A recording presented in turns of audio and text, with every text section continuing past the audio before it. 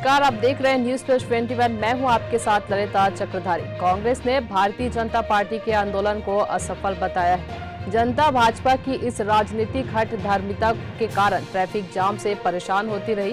भाजपा के इस असफल आंदोलन में एक बात साफ हो गई है कि छत्तीसगढ़ में भाजपा आंदोलन करना तो चाहती है, लेकिन उसके पास कांग्रेस सरकार के खिलाफ मुद्दे नहीं बचे, इसलिए वह जनता को गुमराह करने, काल्पनिक मुद्दे पर आंदोलन करने को बाध्य हुई। प्रदेश कांग्रेस संचार विभाग के अध्यक्ष सुशील आनंद शुक्ला ने कहा कि भाजपा के आंदोलन को जनता ने नकार दिया है। चुटकी लेते हुए सुशील आनंद शुक्ला ने कहा कि हास्यास्पद तो यह रहा कि रायपुर में बूढ़ा तालाब में धरना स्थल की सीमा 500 करने का भाजपा विरोध कर रही थी और पूरी ताकत लगाने के बाद भी भाजपाई 500 लोगों की गिरफ्तारी नहीं दे पाए।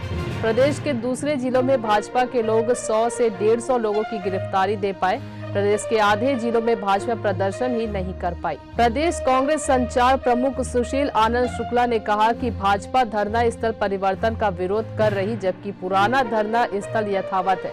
केवल बड़े आंदोलनों के लिए वैकल्पिक स्थान निर्धारित किया गया है। छोटे आंदोलन आज भी बूढ़ा तालाब धरना स्थल पर होंगे। यह निर्णय शहर की जनता को धरना आदि के कारण ट्रैफिक जाम की तकलीफों को देखते हुए लिया गया है। देखिए, भारतीय जनता पार्टी का जेल भरो आंदोलन पूरी तरीके से विफल हो गया था और भारतीय जनता पार्टी के नेता अपनी विफलता को छुपाने के लिए गलत आंकड़े प्रस्तुत किए। पहले तो उनके द्वारा दावा किया गया था कि हर जिले में 5000 गिरफ्तारी दी जाएगी। इस हिसाब से लगभग उन्हें पूरे प्रदेश में 1.5 लाख के ऊपर गिरफ्तारी देना था, लेकिन उन्होंने दावा किया कि हमने 70,000 गिरफ्तारियाँ दी।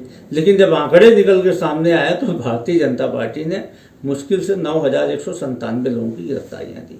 ये है भारतीय जनता पार्टी के आंदोलन की सच्चाई, जिससे कि भारतीय जनता पार्टी के कार्यकर्ता खुद अपने आप को दूर रखे हुए थे। इसीलिए भाजपा का आंदोलन बुरी तरीके से विफल साबित हुआ और भाजपा के नेताओं को गलत आंकड़े जारी करके वाहवाही लेने की कोशिश करनी पड़ी।